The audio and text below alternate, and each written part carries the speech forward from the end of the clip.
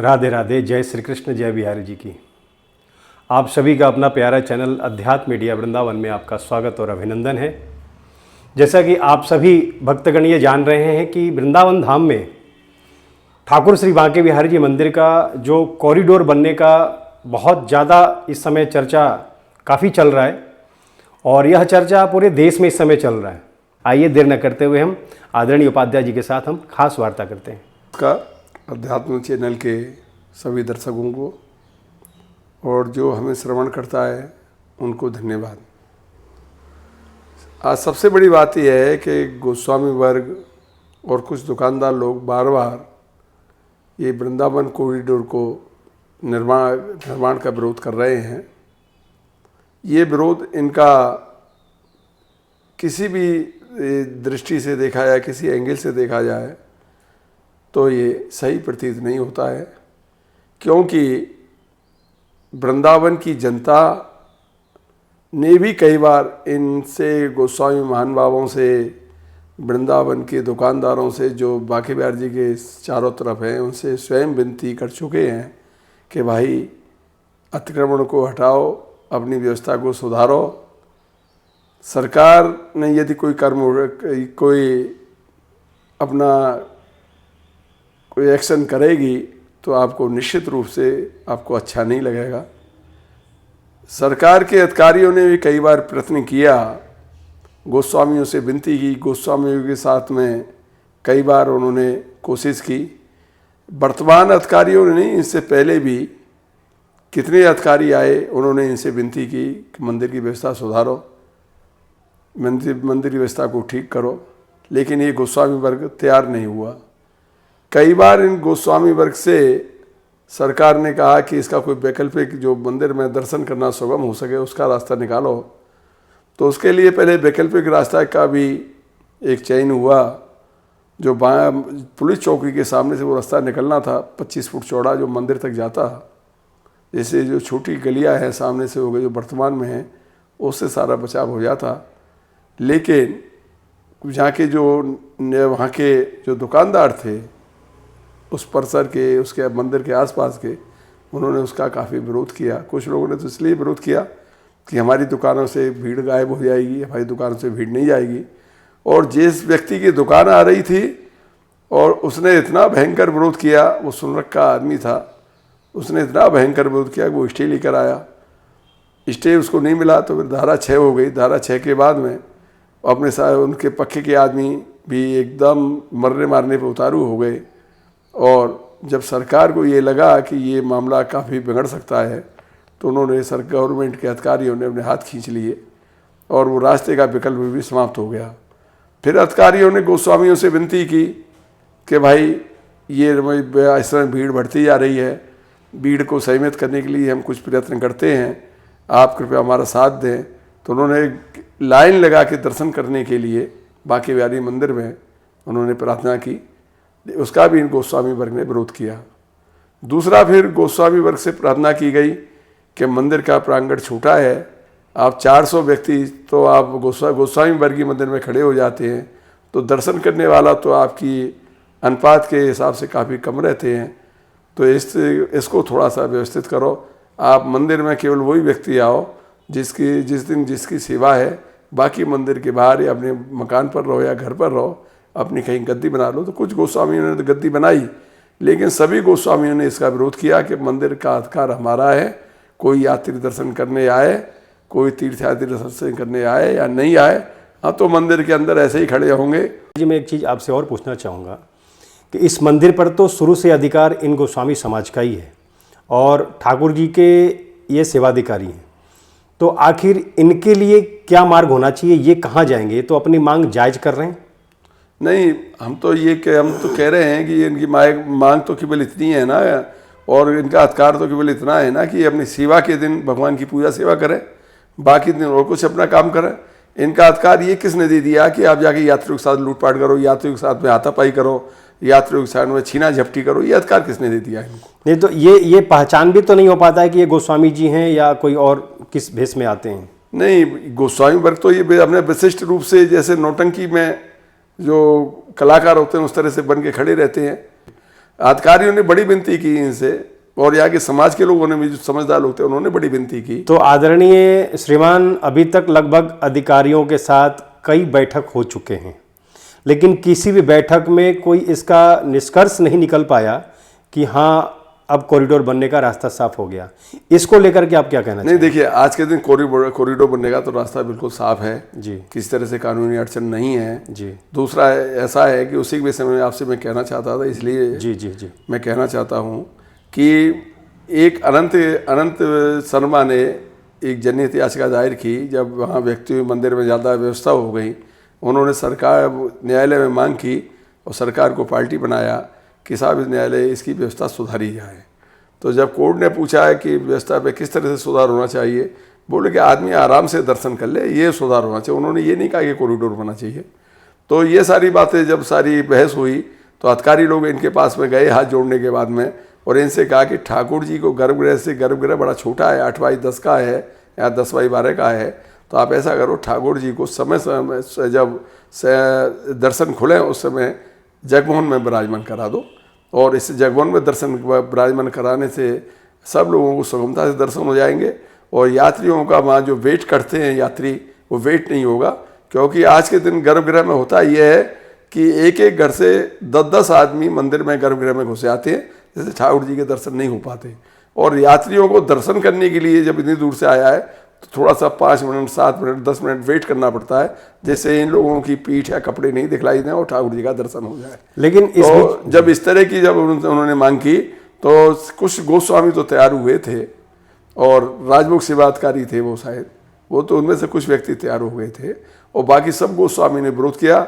वो योजना जो प्रशासन ने एक सुलभ दर्शन कराने की प्रस्तुत की थी, वो फेल हो गई, निष्प्राय हो गई। तो जब ये इस तरह की योजना फेल हो गई, ये से लाइन की लगाने की योजना, लाइन में दर्शन कराने की योजना फेल हो गई, टोकन बांटने तक की योजना को गोस्वामी ने स्वीकार नहीं किया। बोले मंदिर तो हमारा है, हमारे जो शिष्य आएंगे उनको तो हम लाइन तोड़ के दर्शन कराएंगे, उसमें आप कौन होते, जिम्मेदार होते हो। जब इस तरह की बातें आईं तो कोर्ट में ये सारा बात संज्ञान में ली। कोर्ट में ये बात तय हुई कि भाई गोस्वामियों ने, सबसे विशिष्ट बात यह है, गोस्वामियों ने ये स्वीकार किया कि आप कॉरिडोर बनाइए, हमें कोई आपत्ति नहीं है। और कोर्ट में इन्होंने ये जो उच्च न्यायालय, माननीय उच्च न्यायालय, उसमें ये स्वीकार किया हुआ है। केवल इन्होंने इतना कहा कि मंदिर का पैसा उसमें नहीं लगना चाहिए। और जब उन्होंने कहा कि भाई के मंदिर के एक ट्रस्ट बने, तो ट्रस्ट के लिए तैयार हो गए। पहले इन्होंने विरोध किया, फिर ये तैयार हो गए। तैयार में ये बात ये हुई, यदि आपकी व्यवस्था आपकी है तो जो आदमी मरे हैं, जो अव्यवस्था होती है, उसके खिलाफ में जो रिपोर्ट होगी तो उस दिन उसी की होगी जिसकी उस दिन सेवाधिकारी होगा। तो अभी तो इनका यही मांग है कि पहले प्रशासन शासन जो है पहले जमुना जी का सौंदर्यीकरण करे, शुद्धिकरण करे, फिर गलियों को चौड़ा करे, रोड पे जाम न लगे, फिर अभी इतना जल्दी कॉरिडोर को लेकर के क्या कॉरिडोर बनने के बाद वृंदावन जाम से मुक्ति पा जाएगा? नहीं, ये सारी चर्चाएं माननीय उच्च न्यायालय में हो चुकी है। काफ़ी लंबा मुकदमा चला है, 2-3 साल हो गए। जिसमें जो तय हुआ, मैं वो बतलाना चाह रहा हूँ आपको कि गोस्वामियों ने से ये कहा कि ये तो हमारा प्राइवेट मंदिर है, तो जब प्राइवेट मंदिर है तो आप ये क्यों चाहते हैं कि पुलिस व्यवस्था करे मंदिर के अंदर? पुलिस से हस्तक्षेप करे? पुलिस तो हस्तक्षेप नहीं करेगी। यदि कोई मरेगा, तो कोई आदमी के किसी साथ में कोई घटना होती है तो उसके जिम्मेदार वो सेवाधिकारी होगा, सेवाधिकारी के खिलाफ रिपोर्ट होगी। तो इस पर एकदम नट गए ये। तो उन्होंने कहा जब आप इस बात को स्वीकार नहीं करते हैं कि आपके खिलाफ कार्रवाई नहीं हो, तो इसलिए इसका ट्रस्ट का बनना बहुत जरूरी है। तो हाई कोर्ट ने अपने निर्णय में साफ साफ कहा कि एक नया ट्रस्ट बनाया जाए मंदिर के लिए, इसे व्यवस्था के लिए। और दूसरा है कि कॉरिडोर का यदि निर्माण होता है तो वो मंदिर के पैसे से ना हो। उसकी अपील सुप्रीम कोर्ट में की गई। सुप्रीम कोर्ट में ये बात तय हुई कि मंदिर का पैसा जो मंदिर में चढ़ावा आता है वो तो सार्वजनिक ही है, वो सार्वजनिक हिताय में ही लगना चाहिए। तो ट्रस्ट जो न्यास का गठन किया गया है, न्यास के गठन में मात्र 2 गोस्वामी समाज को रखा गया है, तो क्या इनकी संख्या भी तो बढ़नी चाहिए? ऐसा है कि सरकार के आदमी तो अल्पमत में हैं, उनको वोट देने का भी अधिकार इसमें ट्रस्ट में नहीं है। और सुप्रीम कोर्ट ने ये कहा था कि जो ठाकुर जी की परंपरा के वैष्णवाचार्य हैं, वैष्णवों के आचार, वो इस ट्रस्ट में अधिक से अधिक सम्मिलित हों। लेकिन सरकार ने उसको 11 की संख्या रखी है और इनका प्रतिनिधि भी रखे हैं। यदि कोई बात हो तो ट्रस्ट में इसका विरोध करें। और या अभी तो ये शुरुआत का ट्रस्ट है, मान लो कहीं कोई परेशानी आती है तो ट्रस्ट के उसमें इनको बतलाएं, भाई यहाँ ये हमको परेशानी आ रही है, आप इसको सुधारो इसको। और वो जो आदमी भी होंगे वैष्णवाचार्य होंगे, वैष्णव परंपरा से ही होंगे, और ऐसा कोई आदमी नहीं होगा जो दूसरे के हित को नहीं, जैसे कि इसमें संत सन्यासी विद्वान सन्यासी नहीं होंगे उसमें। वैष्णवाचार्य के लिए अधिकारी भी नहीं है। 18 आदमी जो पदेन है वो पदेन अधिकारी में जिलाधिकारी महोदय हैं, वो केवल अपनी सलाह दे सकते हैं, उनको मत देने का अधिकार जैसे कि या निर्णय लेने का अधिकार नहीं है। जैसे कि आप स्वयं एक बहुत बड़े इतिहासकार हैं, आप स्वयं एक तीर्थ पुरोहित परिवार से आते हैं, आपने वृंदावन के लिए बहुत कुछ इतिहास लिखा है, तो इसमें क्या आपके विचार से इसमें तीर्थ पुरोहित पंडा समाज के कोई एक सदस्य को नहीं लिया जाना चाहिए? नहीं, ऐसा है कि हम लोग इस डिमांड को करते हैं कि जब जनहित में सब लोगों को लिया जा रहा है तो वृंदावन का ही तो उद्योगपति हो, कोई भी व्यक्ति हो, किसी समाज से हो, वृंदावन का ही उद्योगपति हो, वृंदावन का ही एक समाज सेवी हो, वृंदावन का ही एक मतलब शिक्षाविद हो, और वृंदावन के ही वैष्णवाचार्य हों, और बिहार जी के मंदिर के जो समस्याएं हैं, एक राजभोग का एक सैनभोग का, ये व्यक्ति एज इट इज रहने चाहिए। और हम ये चाहते हैं कि तीर्थ पुरुष समाज से भी एक व्यक्ति होना चाहिए। तीर्थ पुरुष समाज से एक व्यक्ति हो या पदेन हो, जैसा सरकार उसको उपयुक्त समझे वैसा करे। वर्तमान मात्र 2 से गोस्वामी जी का नाम है, तो ये आपके हिसाब से क्या विचार लगता है कि इसमें और 1-2 संख्या बढ़ानी चाहिए? ना, ऐसी कोई आवश्यकता नहीं है, क्योंकि इनके अधिकारों पर का कोई अतिक्रमण नहीं है। सेवा पूजा का अधिकार इनका बना रहेगा। इनके सेवा पूजा के अधिकार के अलावा मंदिर की जो व्यवस्था है, ज़्यादा गोस्वामी होंगे तो वो अव्यवस्था ही करेंगे उस मंदिर की सेवा पूजा में या मंदिर के उसमें व्यवस्था में इनका कोई हस्तक्षेप मेरे विचार से तो नहीं होना चाहिए। तो गोस्वामी जी के द्वारा बार बार ये कहा जा रहा है कि वृंदावन के प्राचीन स्वरूप नष्ट होंगे, हमारे स्वामी हरदास जी महाराज की जो परंपरा है उस पर कुठाराघात है, और जो हम वर्षों से, सैकड़ों वर्षों से सेवा करते चले आ रहे हैं, हम परिवारों के साथ सरकार अन्याय कर रही है। देखिए, ऐसा है, सत्यता तो दूसरी है। सत्यता तो यह है कि बांके बिहारी जी गोस्वामियों की कोई परंपरा इन्होंने मानी ही नहीं है। परंपरा के ऊपर में जो चलते हैं वो इनके जो व्रत पर संप्रदाय है, व्रत है स्वामी हरदास जी महाराज के, वो बिल्कुल अपनी परंपरा का पालन कर रहे हैं। लेकिन इनकी मुख्य परंपरा है राग भोग सेवा। राग का अर्थ है भजन, गायन। जो कहते हैं स्वामी हरदास जी ध्रुपद पाद के आविष्कारक था, ध्रुपद के गायक थे, ध्रुपद गाते थे। उन्होंने जो केलमाल लिखा है और अष्टादश सिद्धांत के पद लिखे हैं, या उनके संप्रदाय में जो बिहारी दास हुए, विठल विपुल हुए, भगवत रसिक हुए, नरहरि दास हुए, सरस दास हुए, ललित किशोरी हुए, इन सब उन्होंने एक वाणियों का साहित्य लिखा है। और उस समाज का गायन केवल इस बांके बिहारी मंदिर में नहीं होता है, राधा वल्लभ में राधा वल्लभी संप्रदाय के समाज का गायन होता है, निम्बार के मंदिरों निम्बार संप्रदाय के समाज का गायन होता है, और टटिया स्थान में गोरेदाव जी में रसिक बिहारी में वहाँ उनकी हरदास जी की मतलब संप्रदाय है, उनके द्वारा लिखी हुई वाणियाँ हैं, उनका गायन होता है। लेकिन बांके बिहारी मंदिर में ना तो कोई गोस्वामी समाज गायन करना चाहता है, ना जानता है, ना इनके पास में कोई ऐसे मृदंग वगैरह इस तरह के हारमोनियम, मृदंग, सितार, इस तरह के कोई यंत्र है मंदिर में जिससे ये समाज गायन कर सके, ना इनको कोई है। इनको तो केवल वहाँ पैसा कमाना है और लूटपाट करनी है और ठाकुर जी के अधिकारों का अतिक्रमण करना है। आज भी ये ठाकुर जी की परंपराओं को दिन प्रतिदिन नष्ट कर रहे हैं।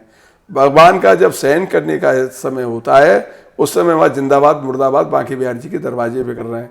तो भगवान की वो भी जो भावना का प्रधान है, भाव प्रधान है, वो तो ये सोच रहे हैं जितने भी भक्त लोग हैं कि देखिए भैया, ये तो भगवान की उसमें जो शयन कर रहे हैं या आराम कर रहे हैं उसमें विघ्न डाल रहे हैं, और इनको ऐसा नहीं करना चाहिए। इनको यदि कोई प्रदर्शन करना है तो या वृंदावन में कोतवाली है, कोतवाली के सामने जाके प्रदर्शन करें।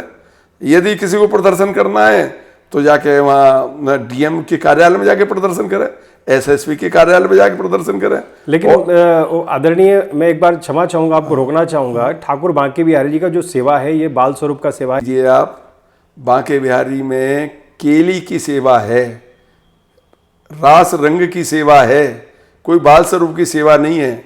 और बांके बिहारी को जो मान्यता दी गई है वो नंद के लाला की मान्यता नहीं है, ये श्यामा श्याम की मान्यता है, निकुंज बिहारी की मान्यता है, गौलोक धाम के स्वामी की मान्यता है। ये कोई पृथ्वी लोक का जो देव की वसुदेव के गर्भ से पैदा हुआ कृष्ण नहीं है। और ये इन्हीं की परंपरा में इनके गोस्वामी शरण बिहारी ने भी स्वीकार किया है, बांके बिहारी की जो पुस्तक लिखी है उसमें। और जो दूसरे जो संप्रदाय के लोग हैं, वृक्ष संप्रदाय के लोग, वो भी इसी को मान्यता देते हैं। तो ये जो बाल स्वरूप की मान्यता है वो इनके संप्रदाय में नहीं है। इनके संप्रदाय में तो राधा और श्यामा श्याम रास के अधिकारी हैं, हर समय निकुंज में विहार करते रहते हैं, अष्टयाम की सेवा है। और इनके यहाँ तो कोई ये मतलब अष्टपहर की सेवा तो कोई सेवा होती ही नहीं है।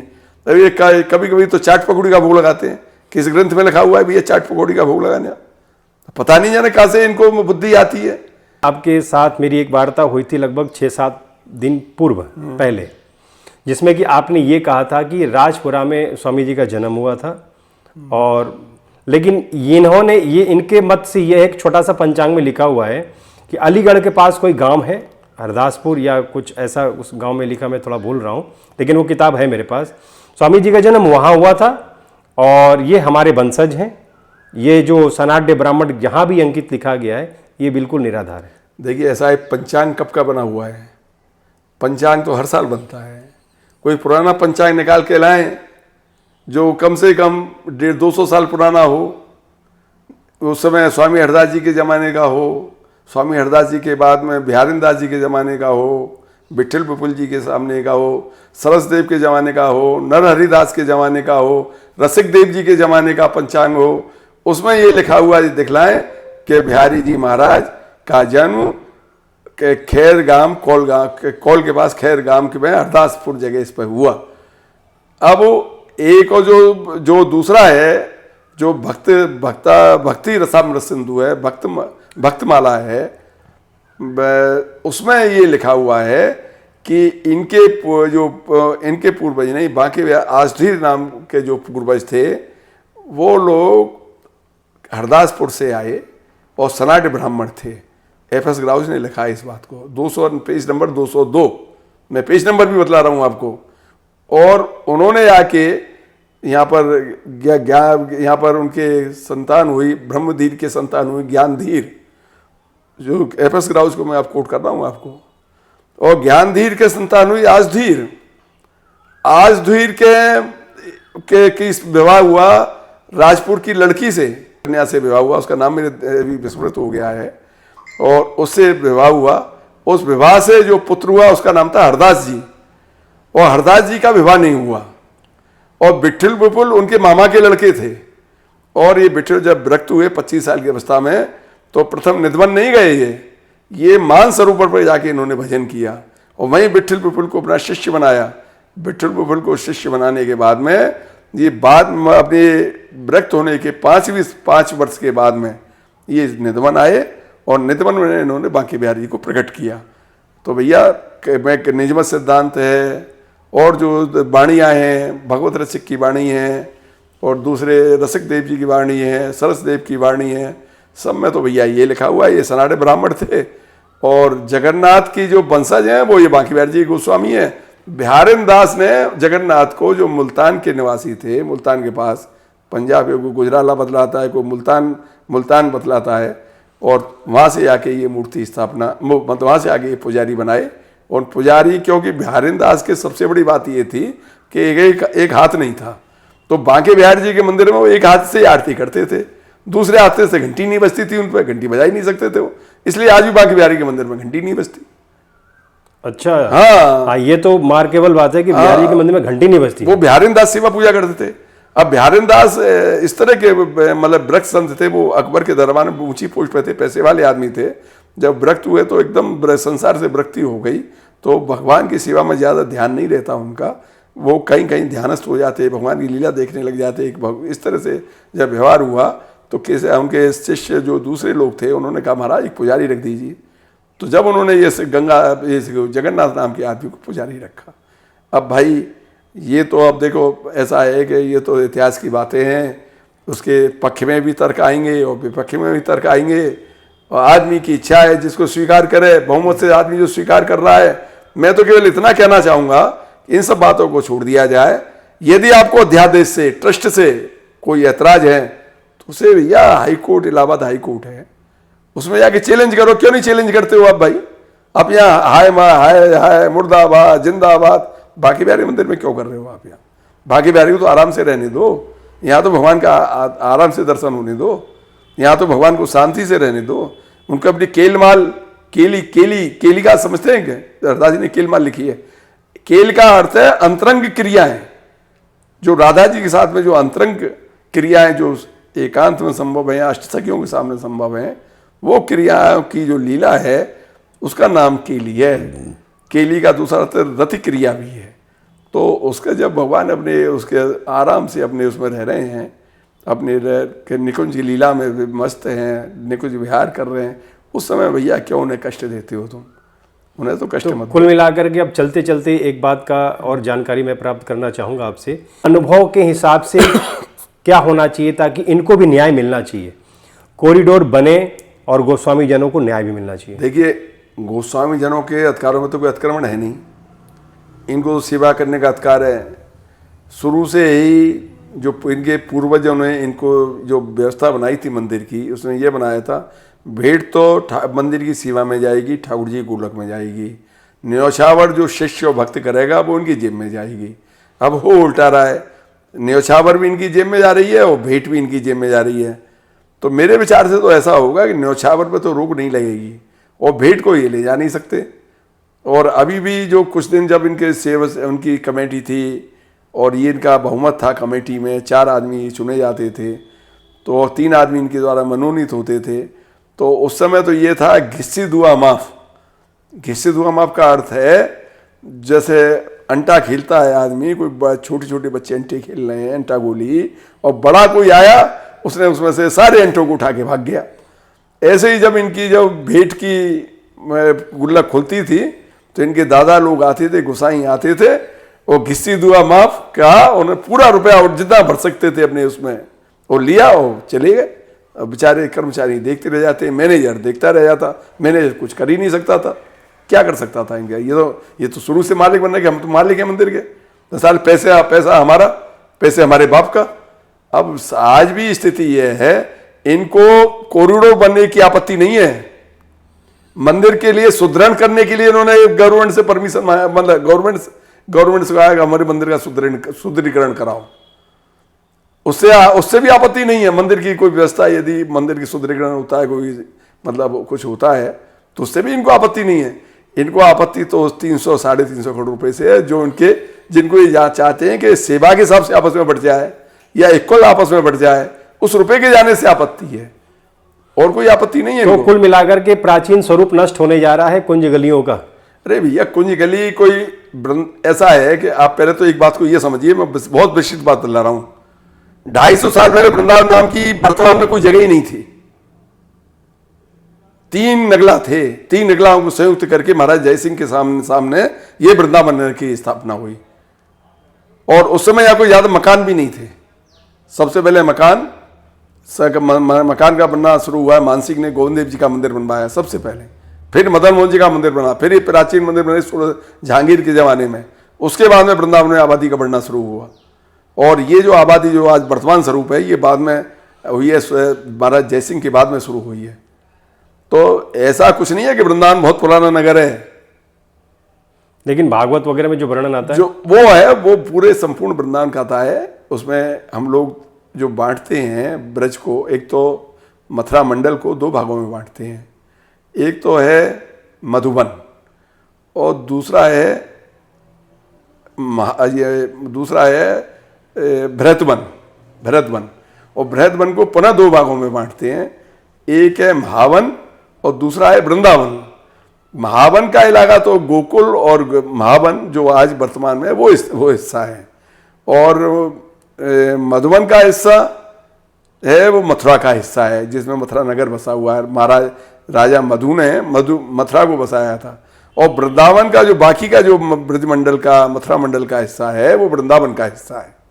तो भैया वृंदावन कोई ये पर्टिकुलर जगह है, ये वृंदावन नहीं है पंचकोश के अंतर्गत। लेकिन नारद स्मृति में इस पंचकोश के अंदर वाले स्थान को वृंदावन बताया गया है कि नारद स्मृति हो सकता है ज़्यादा साल पुरानी नहीं है, लेकिन जो पौराणिक वृंदावन है जिसको पौराणिक रूप से मान्यता है वो वृंदावन 84 कोष के अंदर व्यवस्थित है। आज 84 कोष में भगवान की लीला स्थान है। कई भगवान ने चीरघाट की, चीरघाट आप क्या समझते हो, वृंदावन में चीरघाट है? नहीं है वृंदावन में चीरघाट, वृंदावन में चैन घाट है। बंसीबट क्या वृंदावन में है? ये भी असंभव लगता है। वृंदावन वो यमुना पार भांडी रवन के बाद में बंसीबट है। तो ये सारे स्थान दूर दूर हैं। जो गोवत्स मतलब वत्स हरण लीला हुई है वो भी वृंदावन में हुई है।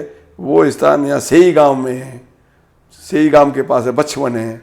तो इस तरह की लीला स्थल सब पूरे ब्रज 84। अच्छा, अब 3 वृंदावन का वर्णन आता है, ये भी मैं आपको बतला दूं आपको।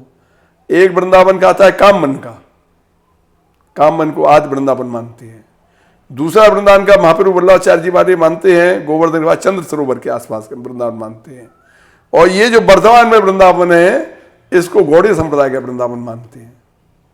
तो आप बताओगे वृंदावन 3 हो गए, किस वृंदावन की बात कर रहे हो आप जी? तो वृंदावन, पौराणिक वृंदावन में नगर का कोई आश्रित, उस मध्यकाल में कोई विशाल नगरी वृंदावन थी और जिसका कालिदास ने वर्णन किया है। और उसके बाद में मध्यकाल तक वृंदावन रहा होगा। और उसके जब सारा नष्ट हो गया, जंगल हो गया अकबर के ज़माने में, तो यहाँ मतलब शिकार का स्थान था मुगलों का। और यहाँ ज़्यादातर 12 माने सुअर बहुत जंगली सुअर पाए जाते थे। और मुगल के जो शासक है सुअरों का शिकार करने यहाँ आते थे। ये इन्होंने कहा, जीव गोस्वामी ने कहा और ये उनसे निवेदन किया अकबर बादशाह से कि महाराज, और इसमें गदाधर भट्ट के जो वंशज हैं उनके गदाधर भट्टी जी की और रघुनाथ भट्टी जी की भी भूमिका थी। उन्होंने भी राजा से ये मांग की, मानसिंह तोमर के मानसिंह के द्वारा, कि महाराज वृंदावन में शिकार पर प्रतिबंध होना चाहिए। तो सबसे पहले शिकार का जो प्रतिबंध है वो अकबर ने ही लगाया था। वृंदावन में शिकार पर रोक अकबर की लगाई हुई है जो आज तक चली आ रही है। यहाँ शिकार पर प्रतिबंध है ब्रजमंडल में, ब्रज में। बहुत बहुत धन्यवाद, आभार, आपको प्रणाम कि आपने हमें अपना बहुमूल्य समय हमें दिया है। हमारे आदरणीय कपिल उपाध्याय जी, जिन्होंने बहुत ही सुंदर और सरल तरीके से हम सबको इन्होंने बताया। और सबसे बड़ी बात है कि कोई भी मंदिर, कोई भी तीर्थ स्थान, कोई भी ठाकुर जी के श्री विग्रह, ये किसी व्यक्ति विशेष का नहीं हो सकता है, क्योंकि परमात्मा सभी के हैं। इन्हें जगत पिता कहा जाता है और ये जगत उनका है। इसलिए आइए हम सब मिलकर के एक नया सहयोग करें। और सभी से मैं भी बात बताना चाहूँगा, मैं एक चैनल के नाते, एक पत्रकार के नाते बोल रहा हूँ, कोई भी जो भी कमेंट्स करें सोच के करें। हर चैनल का यह फर्ज होता है पक्ष और विपक्ष को दिखाने का। तो मैं कोई ऐसा नहीं कि मैं विपक्ष हूँ और ऐसा भी नहीं कि मैं पक्ष हूँ। मेरी जो कार्यशैली है, मेरी जो नियम है, मेरा जो व्यवहार है, जो मेरे ऊपर दायित्व है, उस दायित्व को मैं निभा रहा हूँ। बने रहिए, फिर मिलेंगे अगले मेहमान के साथ। तब तक राधे राधे, जय श्री कृष्ण। अध्यात्म मीडिया वृंदावन, मैं कन्हैया पांडे।